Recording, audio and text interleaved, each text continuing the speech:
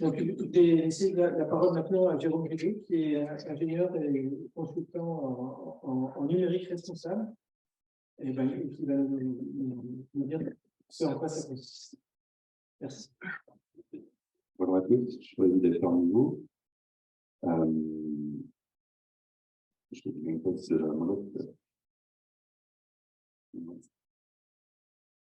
Non, c'est parce que j'utilise l'ordinateur. Pardon. Okay. Je suis ingénieur de formation en automatique d'informatique industrielle, mais ça reste robotique. J'ai fait l'essentiel de mon parcours dans les web. Mais pour autant, je dirais quand même la cible de la robotique.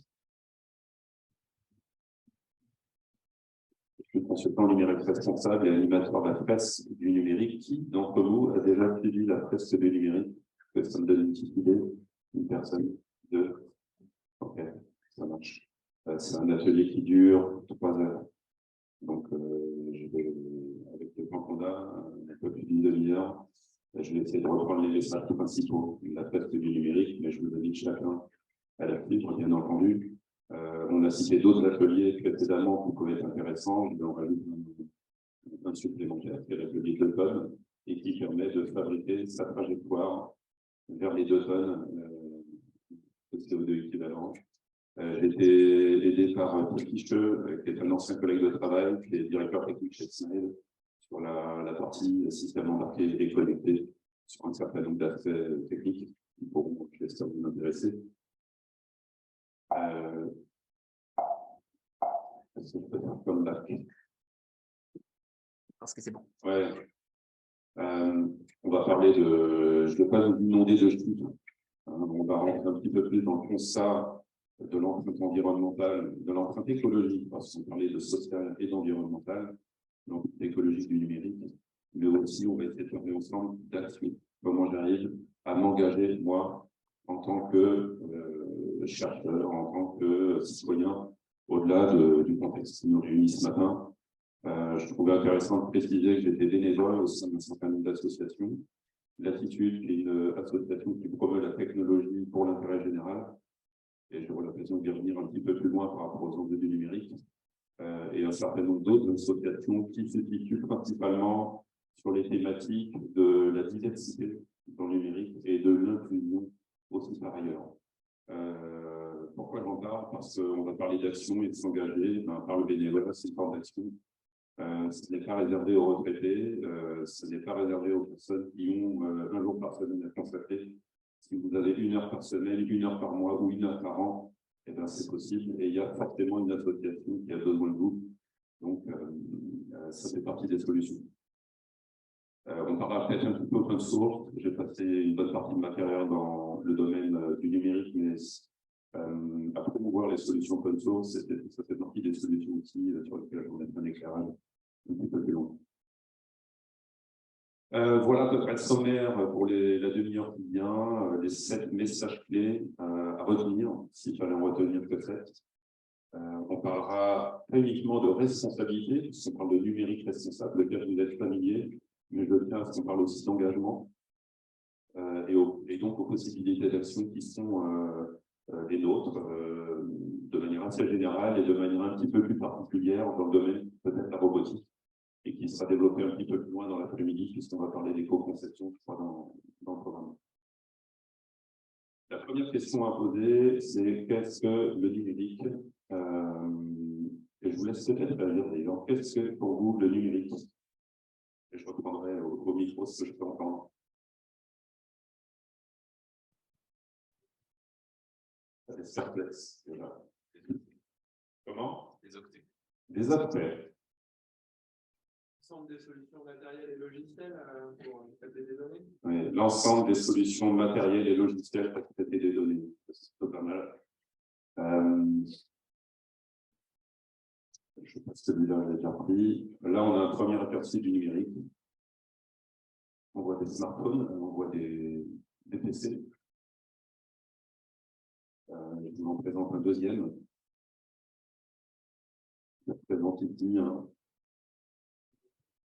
un centre de données, des data centers. Mais sur ces 2 photographies que je vous partage, on voit des équipements utilisateurs, d'une part, et ce n'est pas exhaustif. Parce qu'aujourd'hui, si je vous demande combien vous avez eu de smartphones dans les 4 dernières années, que j'y rajoute les écrans de télévision, que j'y rajoute les tablettes, que j'y rajoute les robots connectés, que j'y rajoute les consoles de jeux, et j'en passe, vous allez vite avoir tous vos doigts levés et puis peut-être les doigts de pied aussi à un moment donné. Donc, le numérique, c'est les équipements utilisateurs qu'on a vus juste avant, mais aussi des équipements matériels, plus industriels, qui peuvent relever d'infrastructures. On a ici un centre de données. J'aurais pu mettre une photo d'antenne relais, j'aurais pu mettre une photo de box, de routeur, d'Internet. Le numérique est avant tout très matériel. Avant de parler de logiciel, puisque c'était évoqué, on parle de matériel. D'accord? On a un chiffre de 2019, c'est un ordre de grandeur, encore une fois, 34 milliards d'équipements utilisateurs qui circulent. On peut considérer qu'en 2019, 60% de la population mondiale était équipée. Donc, si j'arrondis à 4 milliards à peu près d'utilisateurs, ça veut dire en moyenne 8 équipements par personne sur la population équipée. C'est ça que ça veut dire le numérique. Et à quoi ça sert le numérique? Ça sert à nous divertir, à communiquer, à travailler, à optimiser. Quoi d'autre? On a des principaux usages du numérique. Voilà. Et ça passe par tous les équipements utilisateurs qu'on voit ici. Vous avez ici, parce que bon, j'ai trouvé utile de parler d'objets connectés, hein, une tendance à l'augmentation des objets connectés. Sur les 34 milliards d'équipements utilisateurs, une très très grosse partie sont des objets connectés. Et la tendance, elle est, comme vous le voyez ici sur le graphique, plutôt haussière. On est en 2022, on a 42 milliards, ouais, c'est ça, d'objets connectés, et la tendance, elle est très inflationniste. On était à 26 milliards en 2019. Vous voyez déjà qu'entre 2019 et 2022, ça quand même, ça fait exponentiel en fait. Et on va creuser qu'est-ce qui se cache derrière, hein, qu'est-ce que ça signifie tous ces équipements. Et on va le creuser en parlant de 3 sujets, principalement évidemment du cycle de vie d'un équipement électrique, électronique, des équipements utilisateurs qu'on a pu voir précédemment. Donc on va parler de la fabrication de ces objets, on va parler de l'utilisation de ces équipements, et on va aussi parler des déchets électriques et électroniques qui circulent. Qu'est-ce qu'on en fait de ces déchets? Ce qui a plus d'impact écologique sont les terminaux utilisateurs. On a vu 34 milliards en 2019. On était déjà passé à 46 milliards en 2022. Bien loin devant, ce que vous pouvez entendre dans les médias, on parle souvent évidemment notamment des data centers. Le gros point, c'est le volume de terminaux utilisateurs. Nos smartphones, nos tablettes, nos écrans télé, nos écrans d'ordi, etc., etc. En matière d'émissions de GES, j'ai un petit graphique qui l'explique juste après, un petit tableau, mais 2/3 des émissions de gaz à effet de serre sont liées à la fabrication et à l'utilisation de ces équipements numériques. Donc là, j'ai un peu plus de détails. J'ai distingué ici 3 lignes, les équipements utilisateurs, les équipements réseau et les data centers. On voit clairement sur la première ligne que l'empreinte est clairement liée aux équipements utilisateurs. C'est ça qu'il faut arriver à bien retenir en tête. Même si on peut trouver des voies d'optimisation au niveau des data centers, du taux d'utilisation TVL sur un serveur physique, des systèmes de refroidissement, etc., etc., l'essentiel de l'empreinte reste sur la première ligne, les équipements utilisateurs. On a tous entre les mains ici des smartphones, par exemple.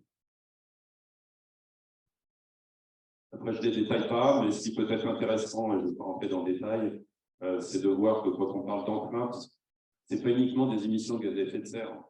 On va le voir lors de la fabrication, par exemple, d'un smartphone, sur lequel je mets l'accent, c'est énormément d'eau. C'est des ressources en eau douce. C'est des ressources en électricité, c'est des ressources de manière générale, on parlera des minerais un petit peu plus loin, c'est la consommation d'énergie, et notamment l'utilisation. D'accord? Donc, les émissions de GES, c'est une chose, mais en fait, il faut raisonner retour de manière générale. Il ne faut pas oublier l'eau douce. Donc, on a un phénomène qui est en forte accélération. On l'a cité, je crois qu'Arnaud l'a cité, c'était repris par Madame Serrano.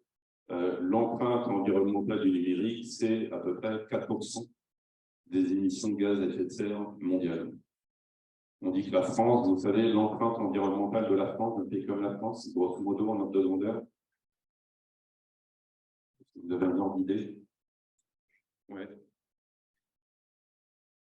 La France, dans le monde, c'est un peu plus de 1%. On dit que l'empreinte environnementale du numérique se fait en ordre de grandeur 3 fois l'empreinte de la France. Ça donne un petit comparatif.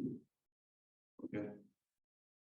Parce que souvent, on la compare aussi à l'empreinte de l'aviation civile. On dit qu'elle est voisine de 4 fois. C'est intéressant aussi de la comparer à un pays comme la France. L'accélération, elle est représentée ici selon 2 hypothèses. Une hypothèse de sobriété et une hypothèse de non-sobriété. Donc, on voit qu'en 2019, on se situe autour de 4% des émissions de gaz à effet de serre mondiales.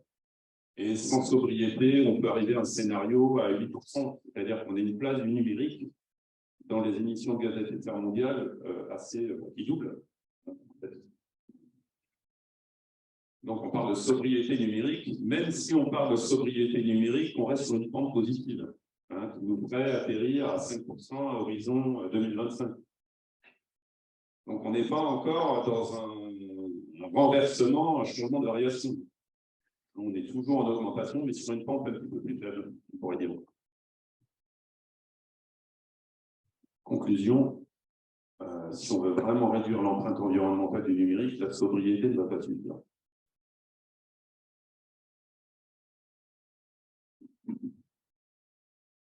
Donc, le premier message, le numérique est très matériel. On passe à une partie qui est très importante, sur laquelle je mets l'accent, qui concerne la fabrication du matériel. On a vu tout à l'heure, Arnaud l'a montré, une mine en Allemagne avec une énorme machine monstrueuse qui extrait des quantités massives de minerais du sol. La question, c'est pourquoi? Pourquoi? Parce que si je prends un tester 2 kilos, il me faudra globalement, on a un rapport de 310 entre le poids d'un PC et puis le poids et la quantité de minerais qu'il faut extraire du sol. Pourquoi? Parce que le minerai dans le sol, il est pas pur, il est complètement mélangé avec des matériaux qui ne nous intéressent pas. Oui. Est-ce que c'est le minerai utilisé pour fabriquer les engins qui sont utilisés pour pouvoir… Non. En fait, qu'est-ce qu'on va rechercher dans le minerai plus précisément pour construire nos smartphones, pour construire nos tablettes, pour construire nos PC? Ouais, en fait, on a besoin de métaux. D'accord? Et les métaux, ils sont en très faible concentration dans le sol. C'est la raison pour laquelle, quand j'extrais du minerai, qui par la suite va être broyé, qui par la suite va être traité pour traiter chimiquement, pour récupérer les métaux, j'ai besoin de grandes quantités de minerai. Et après, je ne vais pas mettre l'accent particulièrement sur l'eau douce. On a besoin de beaucoup d'eau douce aussi pour arriver à séparer et isoler qu'on mélange aussi avec les produits chimiques pour récupérer les métaux, simplement. Est-ce que ces visages vous sont familiers? Les deux. Au moins un. Qui est-ce que vous connaissez sur cette photo? À gauche? Ok. Stéphane. En fait, j'aimerais, là c'est une séquence, pour moi, ce que je vais partager ici, c'est une séquence un peu émotion, c'est-à-dire que, oui, je pense que la plupart d'entre vous ici êtes sensibilisés comme moi sur un certain nombre de sujets. On a entendu parler d'ordre de grandeur, on entend parler de chiffres, on sait qu'il y a un problème. Voilà. Mais je pense que la sensibilisation, ça ne suffit pas, il faut se laisser toucher par l'émotion. Il faut se laisser toucher pour pouvoir passer à l'action. On fait le constat sur bien des sujets, que ce soit dans le domaine de la santé ou d'autres, on est touché, mais ce n'est pas pour autant que dans notre quotidien, on va changer les choses.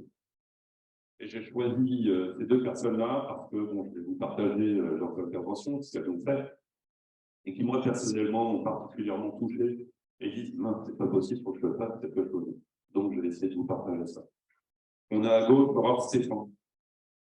Aurore Stéphane, qui est ingénieur, géologue, minier. Et on a à droite Denis Mukwege. Denis Mukwege est co-prix Nobel de la paix 2018. Je vais vous le présenter un petit peu plus de détails. Et donc, ils sont réunis par un enjeu commun, qui sont les conséquences de l'extraction minière. Or, Stéphane, on va aborder avec elle les conséquences de l'extraction minière sous l'angle des environnemental et sanitaire, la pollution des sols, entre autres. Je vous invite, je vous ai noté la référence ici. Alors, désolé, je suis un peu frigorifié, mais un petit peu froid. Rue minière au XXIe siècle. Vous trouverez son intervention sur YouTube. Je vous invite à prendre le temps de l'écouter, c'est passionnant déjà. Vous aurez tous les détails sur justement l'extraction des métaux dans le sol. Et surtout, à la fin de son intervention, elle fait des propositions de passage à l'action qui sont plus intéressantes. Donc, je vous invite vraiment à découvrir son intervention. Vous ne verrez plus votre smartphone de la même manière. Il y a deux messages qu'elle passe. Et, le premier, c'est que on a des besoins qui sont extrêmement croissants en métaux, d'une part. Donc, pour les métaux classiques, le cuivre, le cobalt, et j'en passe, qu'on retrouve dans nos téléphones et dans tous les appareils électroniques, on a une demande qui est croissante, qui est même exponentielle. Et en plus de ça, en qualitatif, on utilise, je vais simplifier, quasiment tout ce qui se trouve sur la table de Mendeleïev en termes de métaux, ce qui n'était pas le cas 50 ans plus tôt.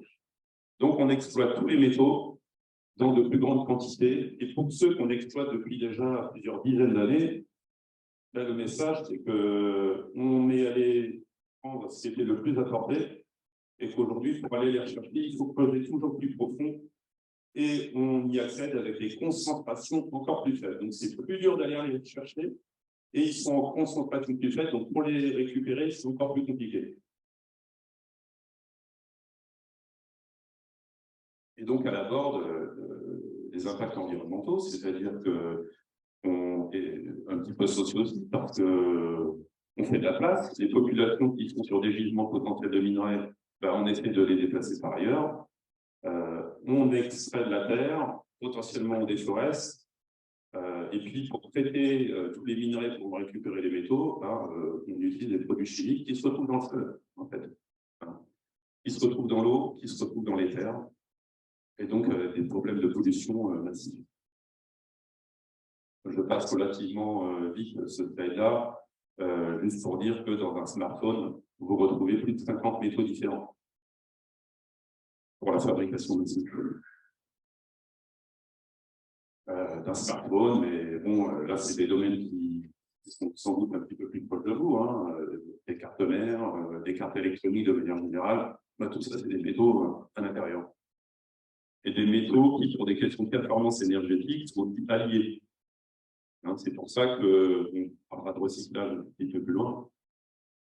Quand on a des métaux qui sont alliés, c'est pas nécessairement facile de aussi les séparer.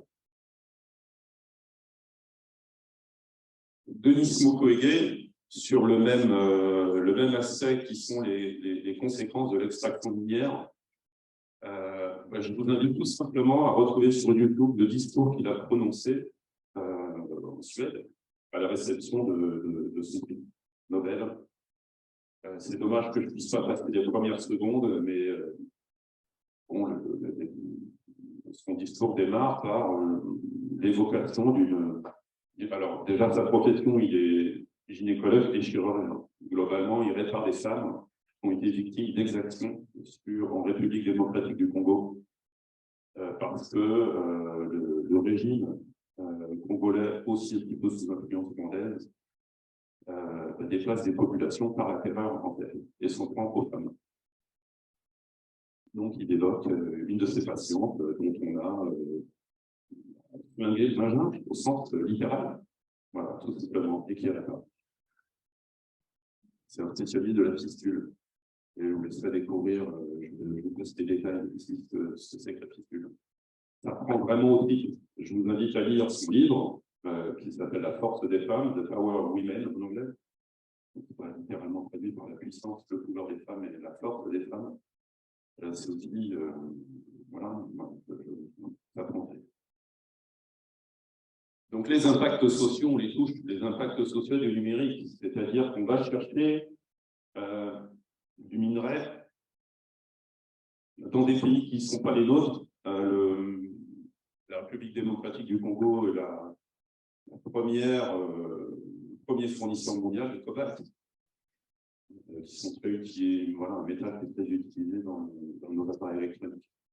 On va chercher ailleurs, on déplace des populations, voilà, et je parle pas des conditions de travail aussi par rapport aux enfants. Là, on voit d'abord sous l'aspect de ce qu'on fait aux femmes dans ces pays-là. Moi, je trouve que ça touche. Je dois aller relativement vite, donc les aspects, on les touche, hein, les aspects sociaux, environnementaux du numérique, ses besoins en métaux, voilà, on commence à sentir un petit peu ce qui se passe derrière tout ça. J'aborde un aspect, pour quitter si prenez un petit peu au trip, qui n'est pas nécessairement plus drôle, mais il ne faut pas croire que le recyclage, c'est la solution. De toute façon, on développe des filières de recyclage. Donc, tout va bien se passer, on va tout récupérer et rien ne se fait, rien ne se fait, tout se transforme. Pas tout à fait.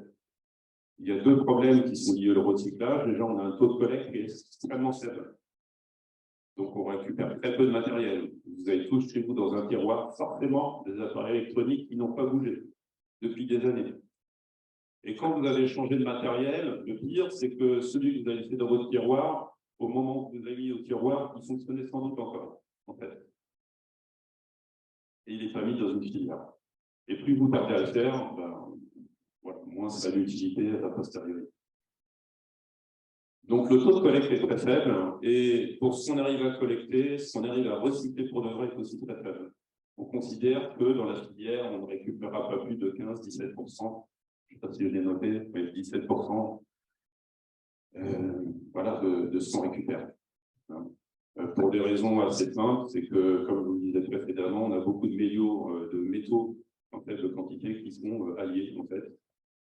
Et on aime à lire dans la stress du numérique, c'est comme la ratatouille, hein. Une fois qu'on a tout mélangé, alors c'est pas la tomate.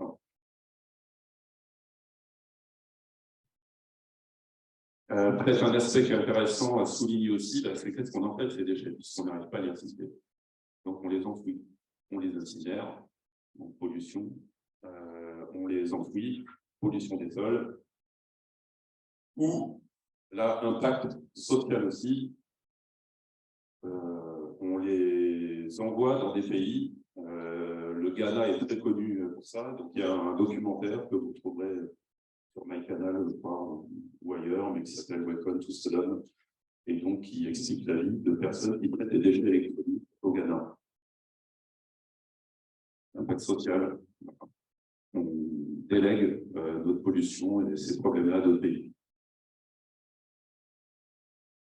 Ordre de grandeur, la masse de déchets d'équipements électriques et électroniques, ça représenterait 52 millions de tonnes en 2021. 52 millions de tonnes de déchets. J'aurais pu mettre plein de photos de déchets électroniques de manière, vous savez à quoi ça ressemble, et c'est quand même 52 millions de tonnes qui circulent dans le monde. Ça s'accélère à cause de deux phénomènes, les déchets.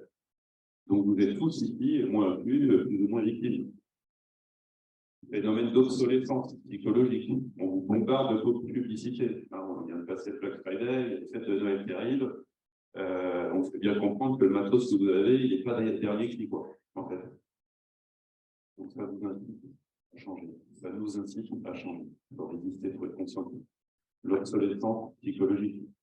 Vous avez de l'obsolescence matérielle. Et vous avez de l'obsolescence logicielle. Tous ces phénomènes d'obsolescence accélèrent la production de déchets électriques et électroniques. D'accord. Donc, on va y venir un petit peu plus loin. Comment faire durer, se questionner lorsqu'on achète? Est-ce qu'on en a réellement besoin? Penser la durabilité, aussi bien par nos choix matériels que nos choix logiciels, pour que ce qu'on fait dure le plus longtemps possible. Cinquième message très simple. Les trois derniers vont aller très vite. Je ne vais pas trop entrer dans le détail, mais il faut quand même s'en rappeler. Tout ce qu'on a vu là, les métaux, l'eau, ce n'est pas en quantité limitée en fait. Et là, je pense qu'on est dans des années où c'est tangible, où on le voit, où on le subit. Donc les ressources ne sont pas illimitées. Et en plus de ça, le recyclage est très, très, très partiel. Ça veut dire qu'il faut remonter à l'amont, en fait, faire durer, moins fabriquer, se questionner. Bon, on verra l'ensemble des actions possibles. Et pour rebondir, sixième message, la technologie, c'est super. Moi, j'adore la tech. Je suis ingé. Voilà, et comme la plupart d'entre vous ici, on est là parce que la tech, voilà, on y voit beaucoup de choses positives pour les humains. Et bien entendu, il y a beaucoup de choses positives. Je voyais le robot, c'était Arnaud tout à l'heure. Je ne sais pas si C'est un montage, désolé. Mais bon, si on envoie des robots démineurs dans des zones de conflit, je pense que oui, la robotique, c'est très utile sous cet angle-là. Et puis, il y a plein d'autres cas d'application, bien entendu. Mais comme l'a précisé Arnaud précédemment, les gains en matière de consommation d'énergie qu'on croit pouvoir réaliser en optimisant un certain nombre de choses, on les perd parce que le niveau d'utilisation est extrêmement fort. Et finalement, la balance est négative au niveau voilà, de ces gains énergétiques attendus. Finalement, c'est déficitaire. La technologie ne nous sauvera pas. Et là, c'est un aspect peut-être qui va nous projeter maintenant vers les actions plutôt positives. Et je suis plutôt quelqu'un d'optimiste, mais il faut l'être collectivement, il ne faut pas de l'action tous ensemble. Un autre numérique est possible. Alors, je pourrais parler, il y a une association dont je vous donne le nom, et puis je passerai par Arnaud pour transmettre un lien qui est assez intéressant, qui s'appelle Hérétique. Et Hérétique promeut un modèle de numérique qui est à l'antithèse du modèle californien du numérique. Et je vous passerai un lien vers une conf qui a eu lieu sur le sujet pour ouvrir la voie sur qu'est-ce que ça veut dire un autre numérique. Le modèle californien, c'est le modèle des GAFAM. Le modèle des GAFAM qui repose sur un certain nombre d'aspects, le volume, la prédictibilité, l'instantanéité, un modèle très réductionniste, un modèle très extractiviste, et le modèle un petit peu antithèse que propose Hérétique, mais à nous d'inventer aussi d'autres modèles plus vertueux. C'est un modèle finalement où, comment dire, si je prends le cas de Google Maps qui vous donnera le chemin le plus court, par exemple, pour aller d'un point A à un point B, on pourra avoir une application qui nous fait errer, nous fait découvrir la ville de manière différente. Toujours pour nous amener du point A à un point B, mais peut-être qui va nous faire innover, découvrir, nous réenchanter, peut-être à certains égards, etc. Alors, je reviens un petit peu en arrière. On va parler de numérique responsable, on va parler de numérique aussi engagé. Donc, quand on parle de responsabilité, le plus souvent en matière de numérique, on parle de sobriété. Ce n'est pas que le seul aspect. Il y a d'autres aspects qui sont très importants dans le numérique. La sobriété, certes. Mais la responsabilité, c'est aussi d'autres sujets. Je vais parler de diversité dans le numérique. Il n'y a pas plus de 30% de femmes dans le numérique. Et de manière générale, dans les filières scientifiques, techniques, mathématiques, on n'a pas plus de 30% de femmes. Et dans le numérique, sur les fonctions de développement, de manière, sur les sujets les plus techniques du numérique, ça tombe à 15%, quelque chose comme ça. Il n'y a qu'à voir dans la pièce le nombre de femmes qu'il y a dans la pièce. Je vous laisse tomber. Donc la diversité dans le numérique, c'est un sujet de responsabilité. Et ça dépasse le seul cas de la mixité. Ça peut être de la neurodiversité. Ça peut être d'autres aspects, bon, bref, les sociocultures, les religions, il y a pas mal de sujets, mais qui contribuent à la richesse d'opinion, qui contribuent à la richesse d'expérience et finalement à la pertinence et la richesse des produits qu'on va être capable de délivrer. L'accessibilité, c'est tout ce qui rapporte au handicap, et donc ça fait partie des enjeux du numérique, de concevoir les produits, les services de façon à ce qu'ils puissent être utilisés par le plus grand nombre, par tout le monde, sans limitation. Les handicaps peuvent être moteurs, ça peut être la dyspraxie, la dyslexie, quoi d'autre, des problèmes de vue, des problèmes de surdité. Voilà, adapter le produit et nos services en conséquence. Il y a des sujets d'éthique. Ça, c'est des sujets qu'on explique aux enfants dès le collège, voire même au primaire, sur tout ce qui est économie de l'attention, par exemple. Le terme de dark pattern, ça vous parle? Ici, non, ça vous parle. Okay. Mais globalement, quand le scroll infini, c'est le phénomène le plus courant, que vous pouvez connaître, défiler, on vous bombarde de vidéos qui font moins 1 minute. Bon, c'est des neurologues qui conçoivent tout ça. Pour maintenir votre attention et vous laisser cocher. Et donc, c'est un sujet d'attention. Et un dernier que j'aborde, c'est ce qui pourra relever de la protection des données personnelles, par exemple, considérées. Voilà, donc la responsabilité, c'est bien plus que la sobriété, et ces enjeux-là, dans ce que vous allez réaliser, c'est des enjeux qui sont à considérer. Vous êtes d'accord avec ça, globalement? Non. Bon, on en parlera. Voilà, mais je voulais aborder un deuxième aspect qui était aussi intéressant par rapport au numérique. Certes, il y a l'aspect responsabilité, il y a l'aspect engagement, c'est-à-dire dans ce qu'on réalise, à quoi ça sert? Est-ce que c'est vraiment essentiel? Est-ce que c'est du gadget et on se fait plaisir? Ou est-ce qu'il y a vraiment un intérêt pour l'intérêt général et pour le plus grand nombre? Donc, quand on parle d'intérêt général, ça n'est pas exhaustif, mais ça m'était important de parler des 17 objectifs de développement durable qui sont promus par les Nations Unies et dans lequel vous retrouvez un certain nombre de sujets essentiels qui touchent à la pauvreté, qui touchent à la faim dans le monde, qui touchent à l'éducation, qui touchent aux inégalités et à pas mal de sujets. Donc, s'engager, c'est potentiellement adresser un de ces objectifs de développement durable et nous, dans nos métiers, dans la robotique, dans la mécatronique, comment j'arrive à adresser ces sujets. D'accord? Donc, quand on parlait de responsabilité, on pourrait à certains égards parler de Green IT. Et quand on parle d'engagement, j'aime y associer la notion on dit de manière générale, d'IT for Green, c'est-à-dire de nos techniques de l'information, mais pour l'intérêt général.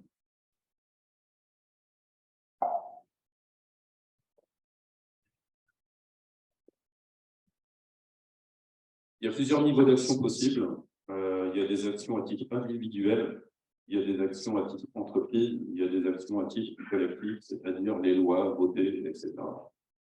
Bon, il est vrai qu'on a tendance à dire que l'empreinte environnementale, le levier qu'on a à titre individuel, ça va peut-être peser pour 25% et le complément à titre entreprise et collectif, ça fait 50% reste. Ça ne veut pas dire qu'il ne faut rien faire à titre individuel, on est bien d'accord. Les 5 R, vous connaissez, il me semblait important de les rappeler. Les 5 R qui sont, pour moi, le préalable avant une action, ou avant un acte d'achat, ou avant une investigation, une instruction, aborder un projet. Est-ce que c'est vraiment utile? Est-ce que j'en ai vraiment besoin? Est-ce que c'est vraiment nécessaire? On va appeler, le premier point, c'est renoncer. Est-ce que j'y vais ou j'y vais pas? Renoncer. Non, finalement, je considère que j'en ai pas réellement besoin. Pas évident de se poser, de renoncer, c'est extrêmement difficile. C'est le premier. Réduire, réutiliser, réparer, recycler, c'est des champs d'action qui peuvent être l'objet de business model à part entière. Voilà, donc c'est des actions qui sont des questionnements et des actions qui sont nécessaires, cumulables. Et dans le domaine de l'alimentaire, dans le domaine de l'industrie, dans le domaine des services, etc., etc., vous vous aborderez sans doute pas en matière d'éco-conception, d'ailleurs, je pense, potentiellement. Voilà, c'est des sujets auxquels il faut penser. Quand on est voilà, en phase de conception d'un produit ou d'un service. Je ne vais pas toutes les passer en revue, hein, mais je vous laisse les lire tranquillement. Ça, c'est un certain nombre d'actions de manière assez générale qu'on peut être amené à entreprendre pour raisonner son empreinte environnementale dans sa vie quotidienne en tant que citoyen, mais dans sa vie professionnelle en tant que concepteur de robots. Mesurer son impact, Céline en a parlé un tout petit peu avant par rapport à la mesure de l'empreinte des laboratoires. Mutualiser, mettre en commun. Hein, vous avez entendu parler de tiers-lieux, où des gens se réunissent dans des domaines pour mutualiser leurs appareils électriques, leurs tondeuses, leurs frigos. Voilà, c'est des formes de mutualisation citoyenne, mais il y a d'autres formes de mutualisation qu'on pourrait avoir en entreprise aussi, potentiellement, etc. Est-ce qu'il y en a une à mettre en avant? Oui, forcément, celle que je vais retenir ici, donc, cette mécanisation, et c'est encore une fois non exhaustif, c'est évidemment faire durer vos équipements le plus longtemps possible, les concevoir pour qu'ils durent le plus longtemps possible, allonger la durée de vie des équipements par rapport à tout ce qu'on a vu au niveau de la fabrication des équipements utilisateurs. Alors, je vais redescendre des sujets, c'est là où la Pierre Ficheux que j'évoquais précédemment m'a filé un petit coup de main. J'ai pris un certain nombre de sets qui présentent lui-même pour redescendre à certains enjeux au niveau de la robotique. Et un des principaux enjeux, c'est l'économie d'énergie dans la programmation de nos robots. Un premier aspect peut concerner le matériel, hein, en termes d'usage. Quel choix de matériel on fait? Évidemment, si on a des besoins complexes, ce n'est pas la même chose que si on a un petit capteur simple. Ça, je pense que vous êtes assez familier avec le sujet. On a aussi des modes de consommation d'énergie qui ne sont pas de consommation. Donc, c'est des choses qu'il faut prévoir dès le départ. On n'a pas besoin des plus gros systèmes pour des usages qui sont extrêmement simples. Donc, il y a la partie matérielle, il y a la partie logicielle. On n'a pas nécessairement besoin de la plus grosse distribution Linux pour l'embarquer selon nos usages. On a des OS qui sont beaucoup plus légers, qui peuvent présenter un certain nombre de contraintes, mais là, encore une fois, si on raisonne sur le long terme son besoin, mais il faut faire le bon choix. On a des sondes spatiales qui naviguent depuis des dizaines d'années dans l'univers, voilà, avec un système relativement léger. On fait des choses beaucoup plus lourdes aujourd'hui. Au niveau logiciel, il y a la question de la maintenance et du test à distance. Pouvoir maintenir et tester à distance, ça nous affranchit de déplacement, typiquement, hein, et de l'empreinte environnementale qui est liée au déplacement. On a vu que c'était une part assez importante dans l'empreinte des laboratoires, telle que Céline a présenté précédemment. Et puis, gérer la dette technique, je ne rentre pas dans le détail, mais je pense que vous êtes assez familier avec ce qu'est la dette technique ici, le logiciel. Il y a un aspect qui est intéressant, c'est du point de vue des langages de programmation. Il y a une étude qui a été menée, je vous ai laissé des liens, je pense qu'Arnaud pourra distribuer les slides a posteriori, mais qui démontre que globalement, on a un rapport 70 entre C et Python, typiquement au niveau programmation. Donc le choix du langage programmation, c'est pas ce qui va révolutionner nécessairement notre empreinte environnementale et numérique, mais ça reste un sujet intéressant, c'est-à-dire quand on a pensé en école, c'est important, ça fait partie des langages les plus efficaces en matière de dépense énergétique. D'accord? Après, il faut évidemment, il y a plein de cas d'application de Python dans le domaine de l'IA, dans le domaine du web, dans tout un tas de domaines, c'est-à-dire que c'est un mauvais langage qu'il faut éviter, c'est pas du tout ça ce qu'il faut retenir. Ce qu'il faut retenir, c'est en fonction des usages, je peux choisir aussi un langage qui va peut-être être plus intéressant qu'un autre. Voilà.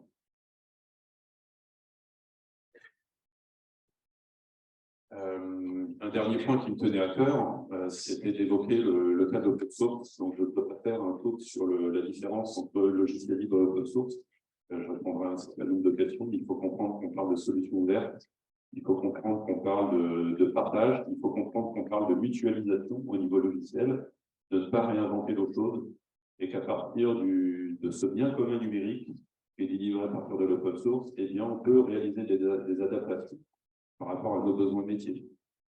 Donc, on va plus vite, il y a tout un tas de bénéfices que je vais aborder sans les passer en revue dans le détail, mais préférer l'usage de solutions open source. On l'a vu sous l'angle des systèmes d'exploitation. Il y a aussi des solutions un petit peu plus évoluées dans tous les domaines d'ailleurs qui existent. Et y contribuer, c'est un aspect intéressant. Est-ce qu'il y a des gens parmi vous qui contribuent à l'open source? Je me rends compte là? Ouais, d'accord, super, ouais. Bravo. Donc ça vous parle.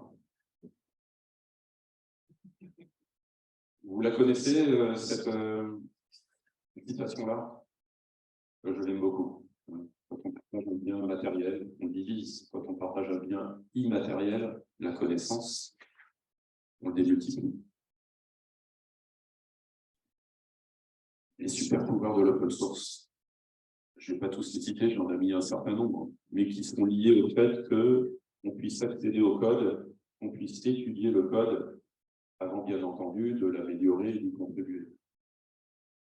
Les conséquences, c'est qu'on a le plus souvent, on est indépendant, bien entendu, d'un système commercial, il n'y a pas de système de lock-in. On a un respect des standards qui est beaucoup plus naturel et systématique. On a des outils qui sont le plus souvent extensibles, et c'est ça qui procure la flexibilité. On peut les compléter, on peut contribuer, bien entendu, au cœur de la solution, mais le plus souvent aussi, on a affaire à des solutions qui sont enrichissables, qu'on peut compléter par l'intermédiaire de plugins, d'extensions, d'add-ons, tout ça peut dire la même chose, qu'on peut enrichir. Et ça apporte beaucoup de flexibilité. Ces thèmes-là, vous les connaissez. L'importance de l'open source ou du logiciel libre, c'est que ça vous permet, bien sûr, de partir d'une base, de ne pas réinventer l'eau chaude, mais aussi d'optimiser par rapport à des besoins métiers, des composants qui existeraient déjà. Voilà. Et c'est ici que se situe, et c'était pour faire un point avec la durée de vie de ce que vous réalisez, que grâce à l'open source, vous avez une possibilité d'augmenter la durée de vie du produit de manière assez significative. Donc, Green IT, la question de la responsabilité, IT for Green, la question de l'engagement par l'intermédiaire du numérique.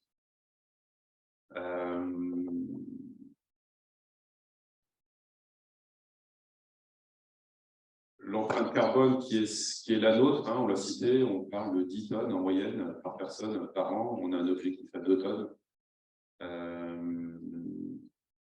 Ça ne veut pas dire, dans tout ce que j'ai pu descendre, qu'il faut renoncer à la technologie. Encore une fois, ce n'est pas du tout ça le sujet. On a vu que ça ne résolvait pas tout, loin s'en faut, et qu'on avait une trajectoire haussière assez importante. Mais il faut quand même terminer sur un point positif. Bien entendu qu'il y a des innovations qui valent la peine. Et j'en cite deux. Ces deux exemples, et j'en termine par là. Deux exemples d'innovation qui ne sont pas nécessairement loin de vos métiers et qui contribuent à l'empreinte positive, pour le coup, du numérique sur la société. Peut-être, connaissez-vous cette entreprise, Kernel Computing? Kernel Computing, c'est une start-up voilà, qui développe finalement des services et puis finalement une combinaison de matériel, mais dans son utilisation, parce qu'il émet de la chaleur, il sert aussi de radiateur. Donc, on se sert de la puissance de calcul et de la chaleur qui est générée par le matériel pour pouvoir réchauffer des bâtiments. Exemple d'innovation. Un deuxième, qui est la société Dryad Networks, qui développe des systèmes de capteurs pour prévenir les incendies en forêt. Voilà. Donc, vous avez des capteurs qui sont reliés entre eux par des LoRa, et puis, in fine, des concentrateurs hein, qui, eux, sont reliés au cloud et qui permettent de gérer les systèmes d'alerting par rapport aux déclarations d'incendie.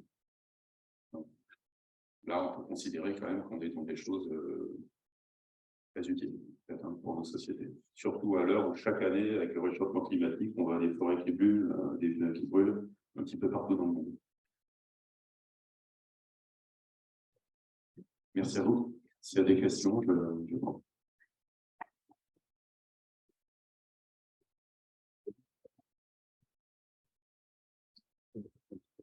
On a le temps pour une question ou deux. Ici.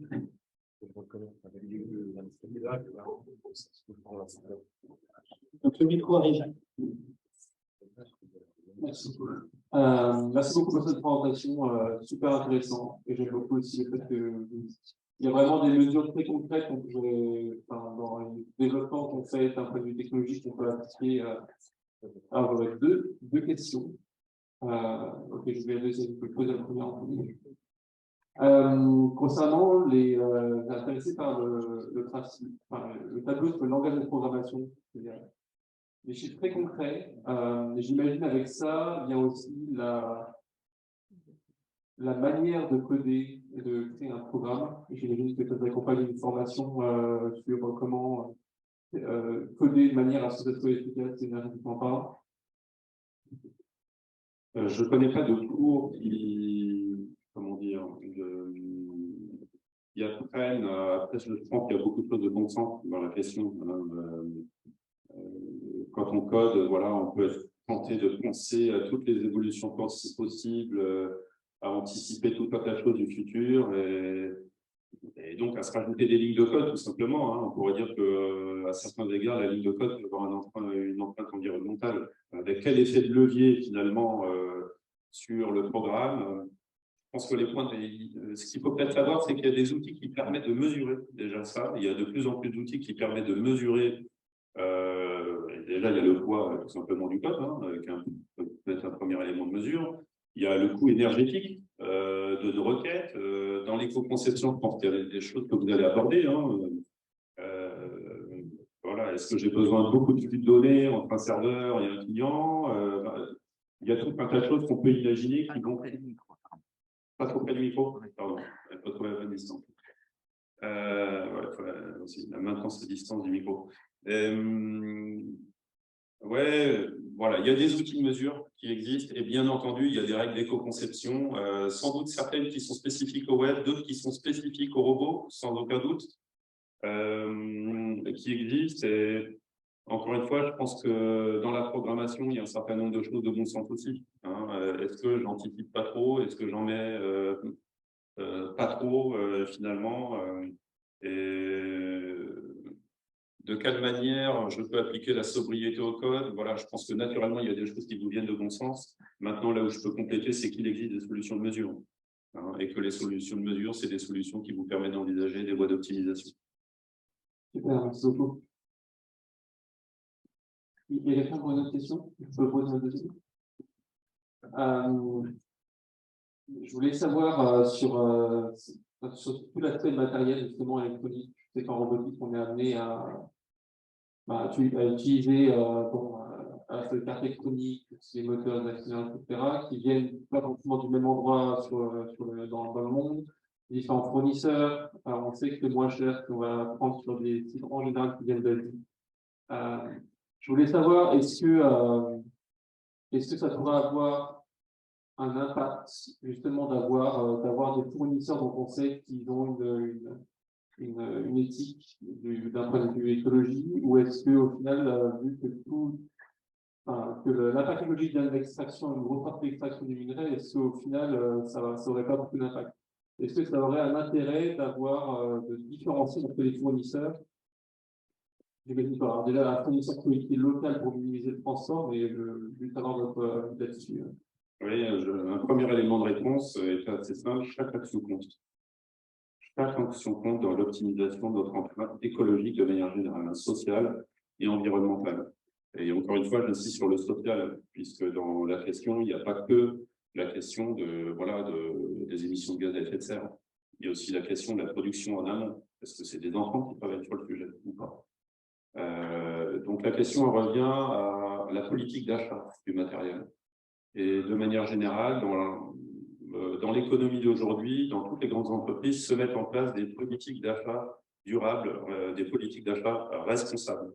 C'est-à-dire que ça fait partie de ce qu'on appelle le numérique responsable. Un des aspects, la politique d'achat est un des aspects du numérique responsable. Référencer les fournisseurs, quelles sont leurs pratiques d'un point de vue éthique, quelles sont leurs pratiques d'un point de vue environnemental. Donc oui, c'est des démarches qui existent déjà dans ce qu'on appelle le numérique responsable et qui se déploient auprès de toutes les entreprises aujourd'hui. Je reviens à mon point de départ, chaque action compte. Donc il n'y a pas que les émissions de gaz à effet de serre, il y a aussi les conditions sociales, les conditions d'équitabilité, les conditions éthiques, bien entendu. Merci beaucoup. Merci. Je pense qu'on va arrêter pour la matinée ici.